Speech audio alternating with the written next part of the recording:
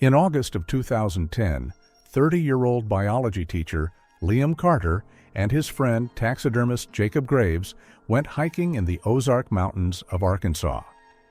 Their goal was to film a rare black melanistic bear that was legendary among local hunters. They were to return in 2 days. 2 years later, on an early April morning, the mushroom pickers came across an emaciated man in tattered clothes by the side of the road near the town of Paris. His hands were scratched, his voice was hoarse, and his eyes were blank. He told them his name, Liam Carter. When he was taken to the hospital and asked what had happened, he whispered, "Jacob is with them. They're underground." The Ozark National Forest is one of those places where nature seems calm only from a distance. For tourists, it's a landscape of leafy slopes, misty peaks of Mount Magazine, and clear springs that run down to the valleys. But for those who go too far, the Ozarks become a trap, deaf, damp, and silent. Here, the sound of your own footsteps seems alien, and even in the daytime, there is a shadow between the trees that makes it easy to lose not only your bearings, but also your sense of time. On August 27, 2010, at about 7 o'clock in the morning, cameras at a Bud's Quick Stop gas station in Paris, Arkansas, captured 2 men loading several backpacks into the trunk of a silver Dodge Ram. One of them was Jacob Graves, 31 years old, a local taxidermist and hunter who knew these woods like others know the streets of their city. The other was his friend, Liam Carter, a 30-something high school biology teacher, naturalist, and author of a small blog about Arkansas wildlife. They laughed, argued about the route, and then entered the store. The cashier, Dottie Raines, recalled that Liam joked about a field expedition as he bought candy bars, gas tanks, and lantern fuel. Jacob was silent, just checking the list of things and looking out the window, as if he was already in the forest in his mind. Around 8, they drove off in the direction of Mount Magazine. This area was considered sparsely populated, even for the Ozarks. According to local hunters, tourists rarely go there because of the steep climbs, confusing trails, and frequent landslides. It was there, according to rumors, that a black melanistic bear was seen in recent years. For Liam, it was a discovery. For Jacob, it was another opportunity to test the legend. Around 9 in the morning, their pickup truck was spotted in the parking lot at the beginning of the Bear Hollow Trail, an old hunting trail that descends between gorges and gets lost among the rocky outcrops. The visitor's logbook has an entry, Carter L., Graves, J., 2-day hike. Next to it is the date and Liam's signature. This is the last documentary trace of their trip. A few minutes later, Liam sent a message to his girlfriend, Sarah. "We're leaving. The connection will be weak. Don't worry. It will be a discovery." No one heard from him again. The first day of the hike is known only from the diary, which will later be found in the forest. The handwriting is even, confident. The entry says that they went deeper than they had planned and came across the tracks of a large animal. The paw prints are strangely dark, as if the ground had burned beneath them, Liam wrote. Jacob, he said, was nervous. He says he feels like someone is watching us, probably just a hunter's instinct. In the evening, they stopped by a stream, set up camp, and left the lantern on overnight. The last line in the diary is short. The forest is silent. Even the water seems deaf. When Liam didn't show up for work on Monday, August 30th, Sarah wasn't worried at first. But another day passed, and his phone never came online. In the evening, she called Jacob Graves' parents, who also had no news of their son. The next morning, after an official appeal, the Paris Sheriff's Office announced the start of a search operation. That same day, a group of volunteers and forest rangers arrived at a parking lot near Bear Hollow Trail. A Dodge Ram pickup truck was parked there, locked. The interior was clean with maps, a spare thermos, and a sheathed hunting knife on the seats. The dogs, trained to find people, picked up the trail near the trail and followed it for about 5 miles deep into the forest until they reached a rocky outcrop. There, the smell stopped. There were no signs of a struggle, no abandoned items or pieces of equipment. It was as if the two men had simply disappeared into the trees. For a week, a National Guard air team patrolled the slopes of Mount Magazine using thermal imagers. To no avail. The Rangers checked all the hunting cabins within a 20-mile radius, all the abandoned mines known from past searches. Nothing. On September 5th, the Paris Express published a short report. 2 men missing in the Ozark forests. The search is ongoing. However, a week later, the active phase was curtailed. Sheriff Karen Whitman told reporters that the terrain is too dangerous for sustained operations and that the men had probably gotten lost or been hit by a landslide. The official version sounded simple, but other explanations circulated among the locals. Some said they had come across poachers. Others said that there were old mine shafts in those places that got covered with water after the rain. Sarah Melton, Liam's girlfriend, insisted that he could not have left without a trace.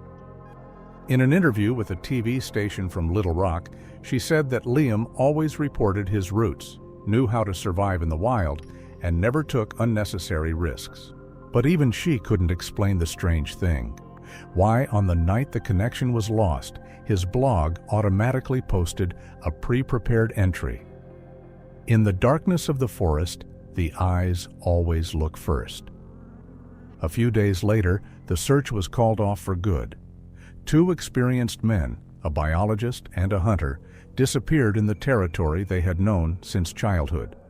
Their names were added to the database of missing persons. And Mount Magazine added to the list of places that locals whisper about, adding, "If you go beyond the creek, don't turn around. The forest remembers anyone who has looked into its shadow for too long."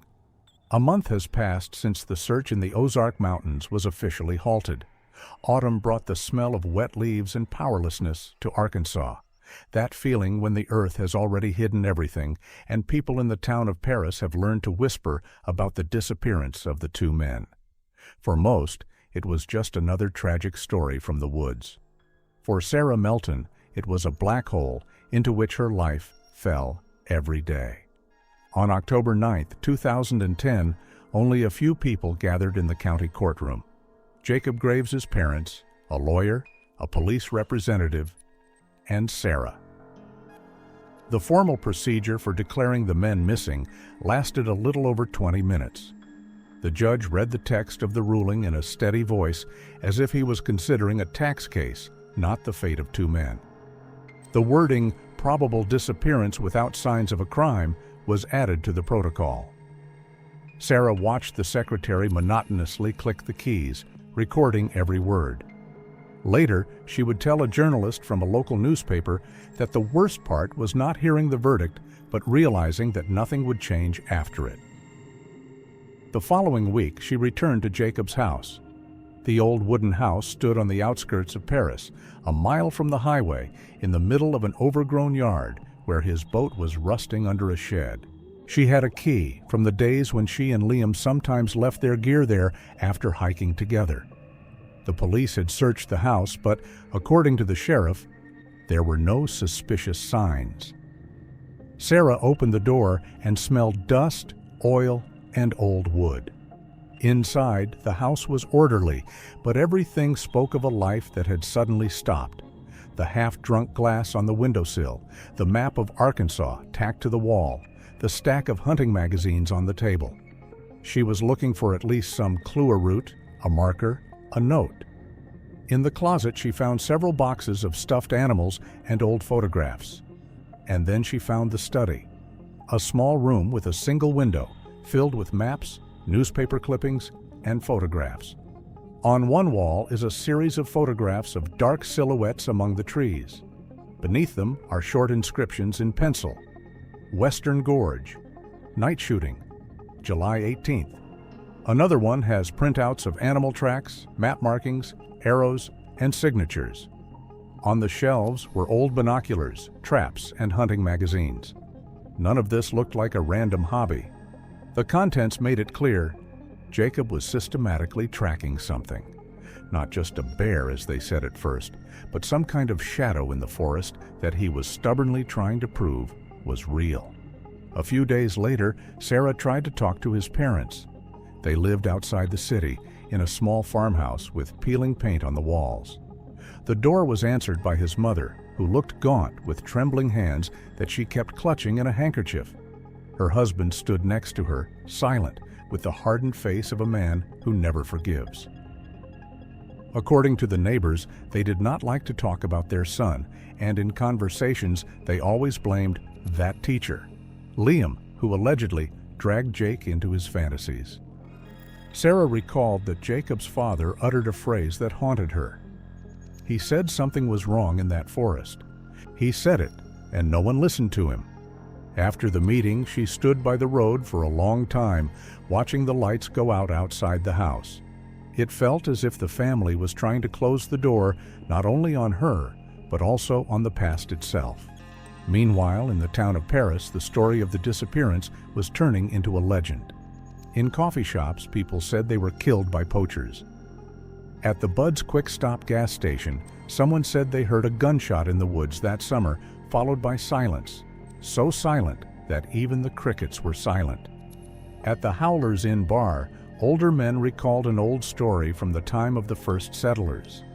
The shadow from the cave that supposedly came to take those who disturbed the land where the old Cherokee cemetery stood.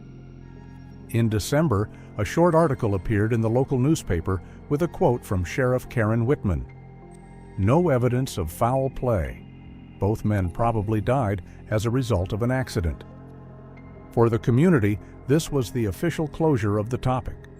But in a small town where everyone knows everyone, the real conversations took place outside of official statements. People recalled that a month before he disappeared, Jacob had come into a store with a metal detector and asked where he could get old mine maps. Others said they had seen him in the evening near a forest road with a flashlight, as if he was looking for something underground. Sarah wrote down every detail, every memory. She went to the sheriff, but the answer was always the same. "We did everything we could." For her, it sounded like a verdict of indifference. She knew that the case was officially closed, but inside she had a feeling that the thread had not yet been broken. Just someone was holding it from the other side. As winter approached, Paris looked like a city that had convinced itself that nothing had happened. Only occasionally would someone at the post office or in a store ask, "It's that teacher, isn't it?"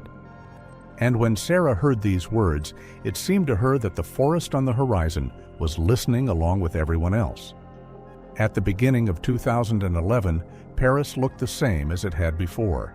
The same abandoned workshops on the outskirts, the same shop windows flashing with Christmas lights, and the same fog that descended from the hills every evening, covering the city like a blanket of oblivion.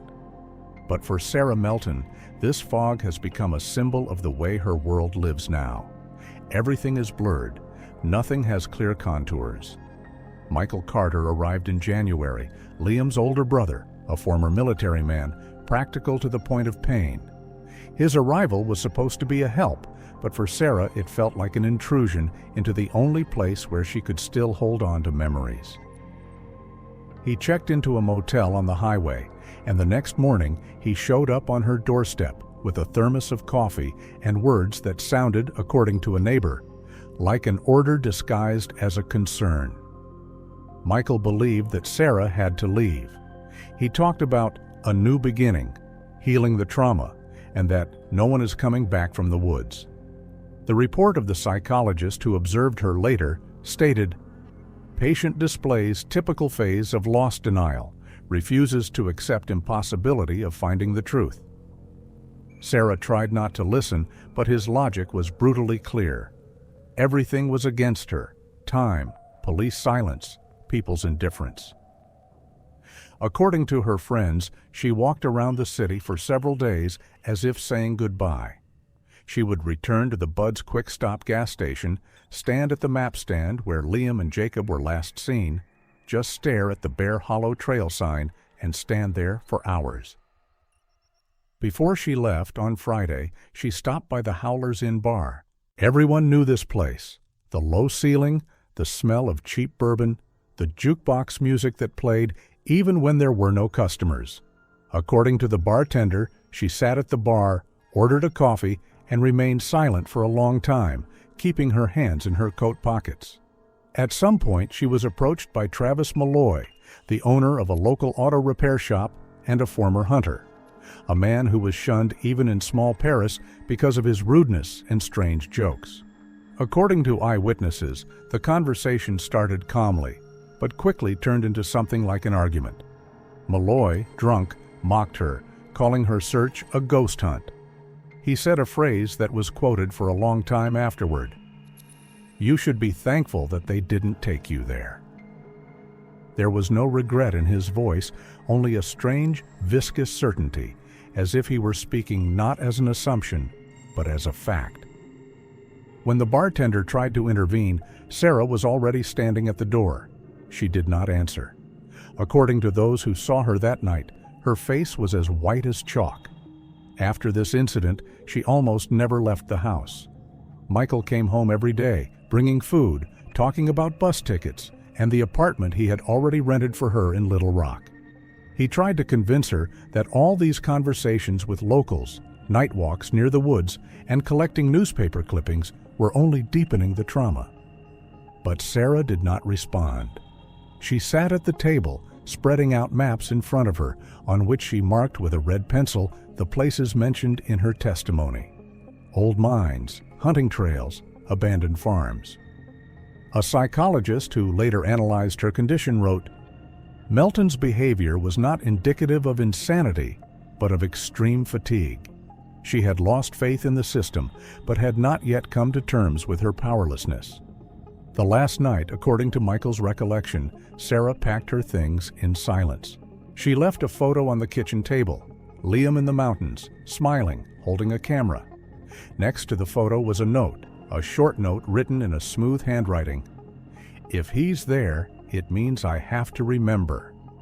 She did not say it out loud, but as her brother recalled, these words hung in the air. At dawn, they left the house. The fog was thick, the roads disappeared into the milk, as if the city itself did not want anyone to leave.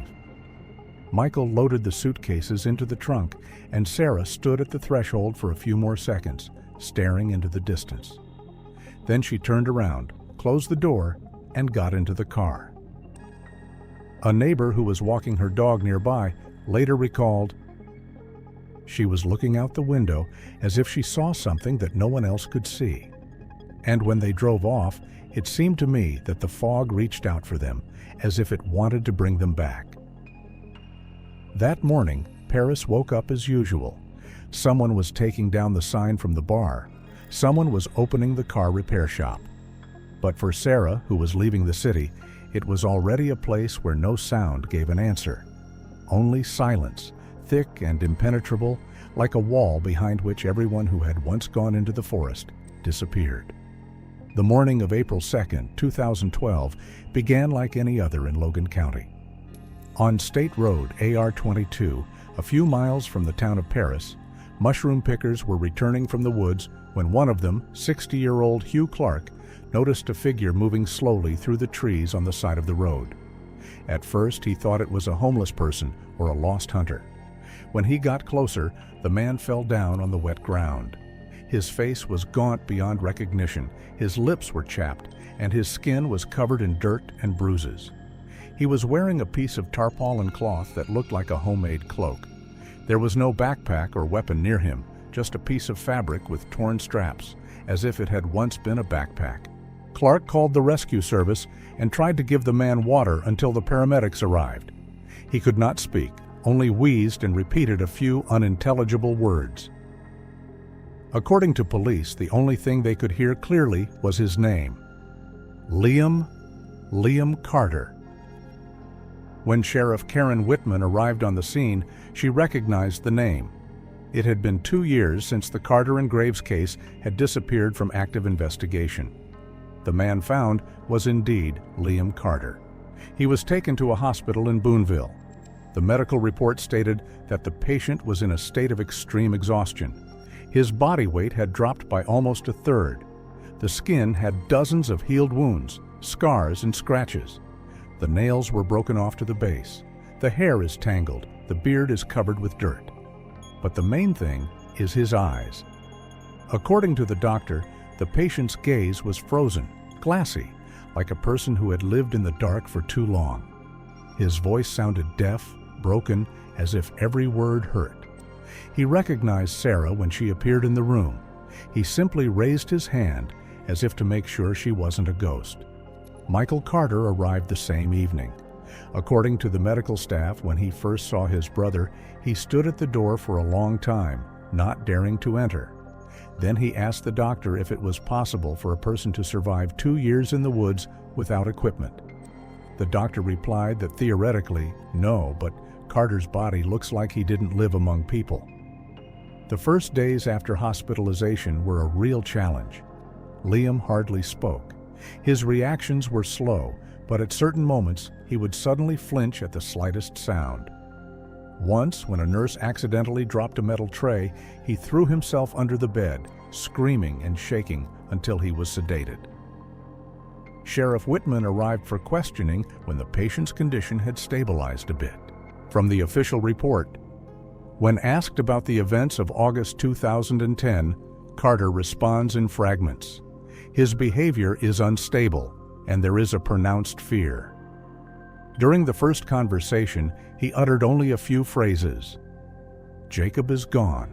He stayed with them. When asked who they were, he shook his head and repeated, "They are in the ground. Everyone is in the ground. They are not hunting, they are gathering." Whitman took these words as a manifestation of hallucinations. According to her testimony, the patient was in an altered state of consciousness, not oriented in time and space, not aware that 2 years had passed. A psychologist present during the interrogation noted that Carter was showing symptoms of severe post-traumatic stress disorder, a combination of fear, guilt, and fragmented memory. When Sarah heard the recording of the interrogation, she insisted on a new appointment. She spoke calmly, trying to remind him of their past conversations, travels, even jokes. According to the nurse, Liam listened in silence, then spoke in a whisper. "You didn't see their eyes." Then he turned away to the wall. A day later, the doctors allowed Sarah to stay with him longer. After the administration of mild sedatives, Liam began to talk more, although his story consisted of fragments that were difficult to put together into a logical picture. He claimed that after the disappearance, he and Jacob were not lost. They were being followed. He described invisible pursuers who walked between the trees, leaving no trace. He spoke of holes that appeared where the path had been yesterday, of those who lived underground and only walked at night. The medical commission, which met 3 days after his interrogation, recognized his testimony as the result of deep mental trauma caused by isolation, exhaustion, and the loss of a loved one. The sheriff agreed with the findings, but noted in her report, certain details, references to traps, pits, footprints, may have a basis in fact and deserve to be investigated. Michael Carter, who was present during the discussion, insisted that his brother simply could not stand the 2 years of struggle with nature. He called his story a defensive delusion invented by his brain to justify his friend's death. However, even he admitted that some of the wounds on Liam's body looked strange, like they weren't made by a knife or an animal. Sarah did not believe in madness. She remembered Travis Malloy's words in the bar, his sneer and strange confidence. Now, as she listened to fragments of Liam's stories, she found herself thinking more and more often that part of his fear was not delusional, but something real that he simply could not talk about. According to official medical data, Liam Carter's condition was determined to be consistently serious. His diagnosis, post-traumatic stress disorder complicated by delusional episodes. But there is one phrase in Dr. Andrew Morris's report that was never included in the official documents. He told a journalist from Little Rock, "I've seen a lot of people who have been captured or tortured, but when he spoke of those in the ground, his fear was too real. It didn't sound like fiction." In those days, the Boonville Hospital became a place where official logic and human intuition diverged forever. Some saw Liam as a man who had lost his mind. Others saw him as a witness to something better left unsaid. And only Sarah stood by his bedside, holding the hand of a man who had returned from the forest but still remained somewhere in his shadow.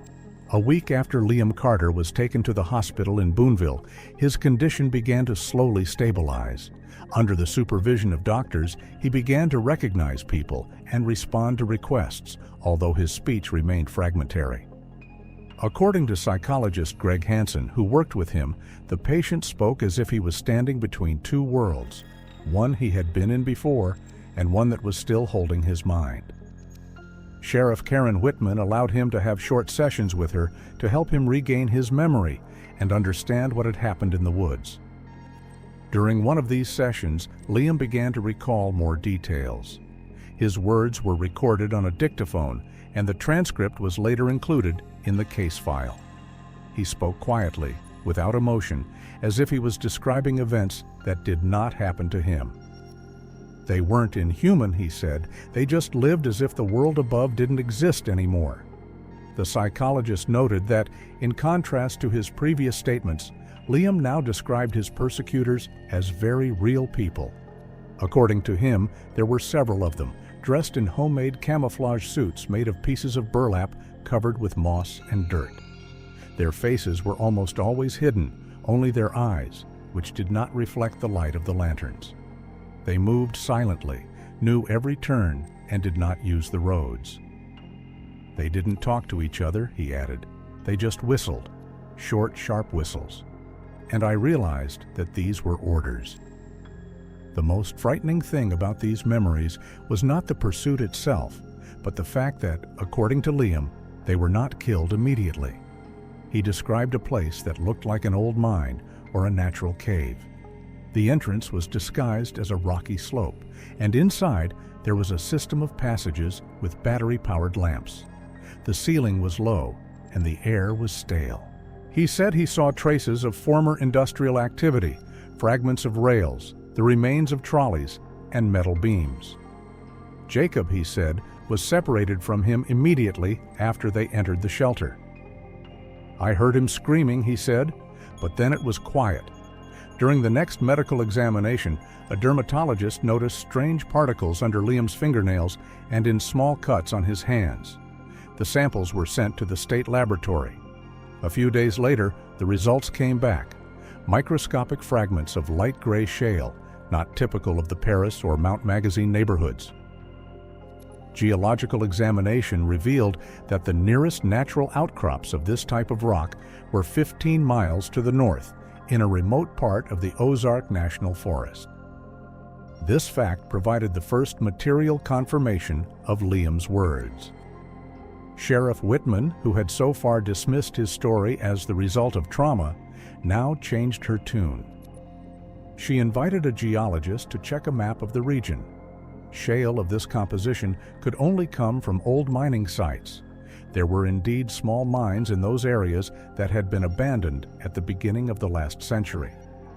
The sheriff's official report states, "There is a possibility that Carter was in the underground for some time. The source of the samples needs to be verified." A psychologist analyzing the new evidence suggested that Liam may have developed what is known as codependent survival syndrome, a form of psychological bonding between the victim and his captors. He may have been not only afraid of them, but also partially identified with them, which is why he spoke without judgment. The sheriff noted in the report that this could explain his reluctance to name specific locations or names. Meanwhile, Sarah tried to keep in touch with Whitman. She could see that the investigation was back to life, although no one officially acknowledged it. She came to the hospital every day, sometimes sitting for hours in the corridor, waiting to be allowed to visit Liam. Her words would later be quoted in a local newspaper. "His eyes look at you, but as if through you, like someone who can still see that place, even though the body is no longer there." While the doctors were treating him, the sheriff expanded the scope of her checks. she ordered a review of all suspicious disappearance cases in the county over the past 5 years. Several of the cases coincided geographically with the part of the forest that Liam had described. This forced Whitman to recognize that his testimony, despite his emotional instability, might contain real facts. At this time, the police's attention turned to a man whose name had already appeared before, Travis Malloy, the owner of an auto repair shop on the outskirts of town. After Liam returned, his behavior became noticeably strange. Customers said that he often closed the shop early, stopped showing up at the Howler's Inn bar, and avoided talking about the forest. One evening, according to a gas station attendant, he was seen loading boxes of canned goods and fuel into the trunk of his old pickup truck and heading toward a dirt road leading to the mountains. When the sheriff checked his records, it turned out that he hadn't paid his rent or filed his tax returns for several weeks in a row. There was no official search warrant, but Whitman ordered that the workshop be kept under surveillance. The police report reads, "Subject Malloy is showing signs of nervous behavior and may be aware of the activities of an unidentified group of individuals. There is no direct evidence, but there is reason to believe that he is in contact with them." When Sarah learned this, she remembered what he had said in the bar, a phrase that seemed like a cruel joke at the time. Now, after all this time, it sounded different, like a warning from someone who knew more than he wanted to say. At that point, the investigation was again at a crossroads. In the sheriff's hands were fragments of facts, pebbles of slate, fragments of phrases, and silence between words. But it was this very silence, thicker than any confession, that hinted that Liam Carter's story was far from over and that someone was still listening somewhere in the woods. In early May of 2012, the situation in Logan County escalated again. After several weeks of silence, Liam Carter began to speak. His condition improved so much that doctors allowed him to visit without constant supervision. However, as psychologist Hansen noted in the report, every memory he has brings not relief, but physical pain. The patient speaks in fragments, often shifting from real descriptions to phrases that sound like delusions. It was during one of these sessions that he uttered words that changed the course of the investigation. He recalled the night he was held in an underground shelter. In the darkness, he heard voices, not shouts, but fragmented phrases coming from a walkie-talkie. One of his captors, named Eli, was receiving messages from someone who called him so-call. The phrase he remembers sounded like an order. Delivery to the old school by dawn. Liam didn't understand what it meant, but he repeated the words with a precision that impressed Sheriff Whitman. This was the first concrete detail that indicated that the kidnappers had an outside connection and were not acting spontaneously. The sheriff did not publicly announce the new lead. She knew how quickly rumors spread in a small town. Instead, she chose a pressure tactic. The next day, she summoned Travis Malloy to the sheriff's office for a consultation. The documents billed it as an informal conversation with a local expert from the Ozark National Forest. However, as one of the deputies would later recall, the atmosphere of the meeting was tense from the start. Malloy came in gloomy, with stained hands and the smell of gasoline. Whitman began with mundane questions about trails, old roads, and hunting camps. Then, according to an eyewitness, she dropped a phrase as if by accident. Eli seems to have become active again. So-call was transmitting something to him on the radio. Does this remind you of anything? Malloy, who had just poured himself a cup of coffee, froze. He tried to smile, but his fingers were trembling. His face turned pale, and he began to shake his head in denial, saying that he knew nothing. Whitman realized she had hit the nail on the head. She changed her tone and said bluntly that she had evidence of his involvement in supplying those living in the forest. The offer was simple: cooperation in exchange for protection and a minimum sentence. But Malloy, according to those present, just turned to the window and said quietly, "They will find me, and you too, if you dig deep enough." After that meeting, he left the office without signing any protocol. The sheriff ordered surveillance, but that evening he closed his car repair shop and went home. No one knows if he had any warning at the time, but several neighbors said they saw him near the garage around midnight. The light inside was on, and a dull rumble could be heard, as if someone was moving heavy boxes. Around 3 in the morning, the dispatcher received a call about a fire on the outskirts of the city. When the first crews arrived at the scene, the workshop was already burning, and the flames were reaching the roof. No one went inside because the temperature was too high. When the fire went out, all that remained was a charred frame shelter and the smell of fuel. An examination revealed traces of a combustion accelerator, which clearly indicated arson. Malloy was never seen again. His house was empty, his belongings were gone, and his wife and 2 children were also gone. Neighbors said they had seen the family get into an old SUV loaded with belongings in the evening. Since then, their trail has been cut off. Sheriff Whitman took the fire as a direct threat. She officially opened a criminal investigation into the arson, but did not disclose details. Her memo to the department stated, "The motive is likely related to intimidation." Subject Malloy refused to cooperate after contact with the investigation. There is a possibility of third-party influence.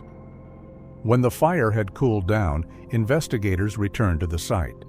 Under a layer of ash, one of the sheriff's deputies found a metal box that had miraculously not burned. The lock was melted, but there were documents inside, partially charred. Among them was an old notebook with a tarpaulin cover. The paper was darkened, but the entries could be read. It contained coordinates, schematic drawings, and fragments of notes. On one of the pages, the name Blackwood Prison School was clearly visible. Next to it was a crudely drawn map of the forest, with a red cross marking the area that coincided with the part of the Ozarks where shale was once mined. The geographical survey confirmed that there was indeed a juvenile correctional facility under this name in the first decades of the 20th century, which was later closed due to the collapse of the mine shafts under the building. The area had long been considered dangerous and officially closed to the public. Sarah was present when the sheriff held the map in her hands for the first time. She stood next to him, silently staring at the drawing. Her words would later be quoted in a local press report. "He was talking about the old school. It was not a dream. This place is real."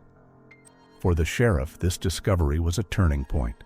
Now all the threads, Liam's words, the mention of the falcon, Malloy's reaction, the arson, converged at one point.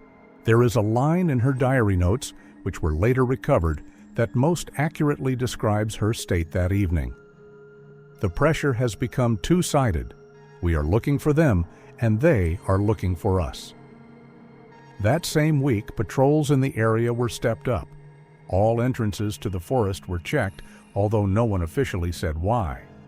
At the Boonville Hospital, security at Liam's room was doubled. Sarah stopped leaving him alone, even for a few minutes. The sheriff was preparing for the next step, realizing that this was no longer just a case of 2 tourists disappearing, but something much darker, with roots deep in the ground, where, in Liam's words, "they're still waiting." Preparations for the operation began on May 27, 2012. A memo from Sheriff Karen Whitman stated that the purpose of the operation was to check a location identified as the Blackwood Prison School to confirm or deny possible activity by unknown persons in that part of the forest. Officially, it was a reconnaissance mission with minimal personnel. 4 officers, a communications technician, Whitman herself, and a civilian consultant, Sarah Melton. Her participation was approved under the personal responsibility of the sheriff. The base of operation was located in a clearing off an old forest road, about 2 miles from the proposed colony site. A tent, a generator, and a portable antenna for communication with the authorities in Paris. According to internal reports, the participants were carrying standard equipment: body armor, flashlights, spare batteries, handheld cameras, and handheld radios. Sheriff Whitman emphasized that this was not an assault, but a collection of evidence. "No shots will be fired until we are sure there are actually people in there," she said in her duty plan. They were scheduled to leave at 6 in the morning. According to Officer Blake Foster, the weather was calm, windless, and the air thick with humidity. The forest seemed suffocating even at dawn. 2 hours later, the group reached the area where Blackwood once stood. Old maps showed the colony as a juvenile correctional facility, closed in the early 40s due to a series of collapses. Only the stone foundations and a rusty piece of fence sticking out of the ground like a piece of bone remained of the road. The object gave the impression of being abandoned, but not dead. Among the ruins of the brick buildings, there were fresh traces, tire tracks in the damp soil, empty cans, and cigarette butts. Near one of the collapsed buildings, Officer Craig found a wooden box with medical bandages and empty vials. The labeling was modern. Manufactured no more than 6 months ago. Whitman made a brief note in her field journal. "Signs of human presence confirmed. Activity is fresh." While searching the area, Sarah noticed one of the buildings that was better preserved than the others. It was a former laundromat with a half-collapsed roof. Under a pile of leaves, she noticed a metal grate disguised by branches. After clearing it away, she could see the hatch, sturdy, rust-free, with hinges that looked almost new. There were fresh scratches on the handle from a metal tool. The sheriff ordered it to be opened. Under the hatch was a descent, a narrow vertical passage with metal steps leading into the darkness. According to the report, the descent lasted about 20 feet. At the bottom, the tunnel branched off in 2 directions. The air was damp but breathable, with the smell of earth and diesel fuel. The walls were reinforced with wooden beams, and in some places you could see old mine rails. Whitman ordered the installation of warning tags and the activation of cameras. In the recordings, which were later recovered, she is clearly heard saying, "Keep in touch every 10 minutes. If we lose the signal, we go upstairs." The first 2 cells were empty, narrow passages connected by passageways leading to small rooms. In the first one, there were wooden bunks with blankets, and in the second one, an improvised warehouse, boxes of canned food, batteries, medicines, and antibiotic packages. Some of the food had expiration dates that had expired only a few months ago. A map hung on the wall, a detailed diagram of the forest territory, with several points marked with a red marker. Below them was the inscription, "Zones." The third room looked like a kind of center, a table, the remains of walkie-talkies, and a notebook with filled pages. The letters were unsigned, the handwriting was even and clear. One of them repeated the phrase, "Move quietly. Zone 2 is cleared. Move to Sector East." This confirmed the assumption that the group had an organized structure and its own communication system. In the far tunnel, they found metal beds and plastic containers with clothes and shoes of different sizes. Some of the items showed signs of wear and tear, holes, cuts, bloodstains. Among them was a familiar object, a knife with the initials JG. Sarah recognized it immediately. It was the knife Jacob Graves always carried in his pocket while hiking. The officers videotaped the discovery, and Whitman wrote it up in a report. Probable personal item of one of the missing persons. Important evidence. Nearby, on an old table, was a broken camera. The plastic was charred, but there was still a memory card inside. It was seized for further examination. On the next shelf was a leather-bound notebook. The last entry on the page was short. "Graves does not fit. We are sending it back for cleaning. The new sample was stronger, but it escaped. We are shifting the base." These words were the darkest proof yet that Liam's story was not fiction. The handwriting was neither Jacob's nor that of any of the town's known residents. Most of the pages in the notebook were blank, but the first few contained technical notations, lengths, dates, and brief travel reports. All entries were made in the same ink, without signatures. When the group completed the initial survey, they checked all the passages again.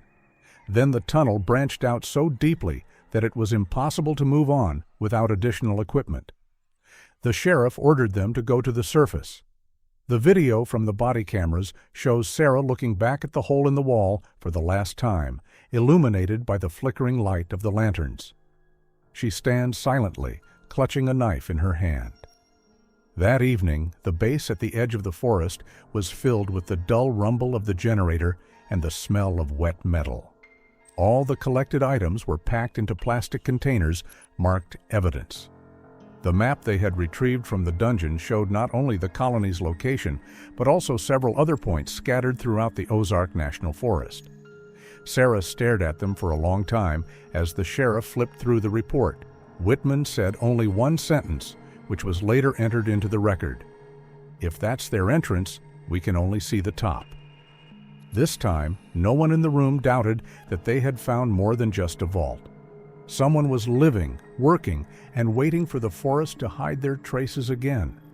The system of tunnels under the abandoned Blackwood turned out to be much more extensive than they had anticipated when planning the operation. After the first finds, a knife with initials, a camera, and a notebook, Sheriff Whitman's squad decided to move on. The official report states that they lost their bearings after 50 yards from the main corridor. The tunnels looped, converged at sharp angles, and some branches ended in dead ends. The air was getting thicker, and the smell of dampness, clay, and metal was palpable. Body-worn camera footage shows officers moving slowly through narrow passageways, lit only by dim flashlights. In one of the branches, they came across an old metal ladder leading even lower. The stairs were covered with a layer of dust, but a few steps shone as if they had recently been touched by hands. At the bottom, they found a small room with a concrete floor. There was a wooden box with the remains of paper wrappers from food rations and candle fragments in it. Everything indicated that the place had been left in a hurry, but it was done carefully, without chaos, without traces of a struggle. The tunnel continued to expand. The walls changed structure. Some were cut down by hand, some were obviously excavated by machinery. In several sections, the officers came across polished areas of soil, as if they had been walked on frequently. But the footprints had been so thoroughly erased that no expert could determine how long it had been since people had last been there. Sheriff Whitman, according to team members, remained outwardly calm, but the deeper they went, the more tension appeared in her voice. According to an audio recording made on an official recorder, she said, "Someone really wanted us to see this, and nothing else." After 3 hours of searching, the officers came to an extended corridor that led to a large room, a former underground hangar or warehouse. Here they found the remains of an old electrical panel, several empty containers, and a bucket with up to half of the water still in it. The laboratory later determined that the water was fresh with no traces of sediment and thus collected no earlier than a few days before the raid. This meant that someone had been in the tunnels quite recently. However, despite all efforts, no further evidence of human presence was found. The walls were cleaned, the floor surface was flat, and even the dust that would have accumulated over the years seemed to have been removed. The technical expert's report stated, "This kind of cleaning cannot be done by accident. This is the work of those who understand the methods of forensic science and strive to leave no biological traces." By evening, the connection with the base began to be interrupted, so Whitman gave the order to return. On the way out, the team took another look at the hatch. Now its metal hinges were shining in the light of the flashlights, and there were new scratches on them that had not been there in the morning.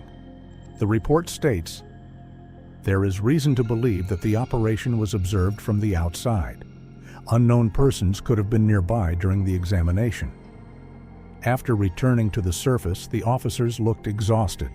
Several of them complained of dizziness and fatigue, probably due to the lack of oxygen underground.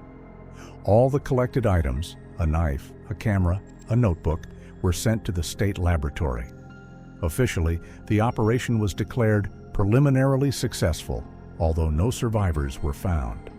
The next day, the county office issued a brief statement. "The search is complete. No signs of activity of unidentified persons were found.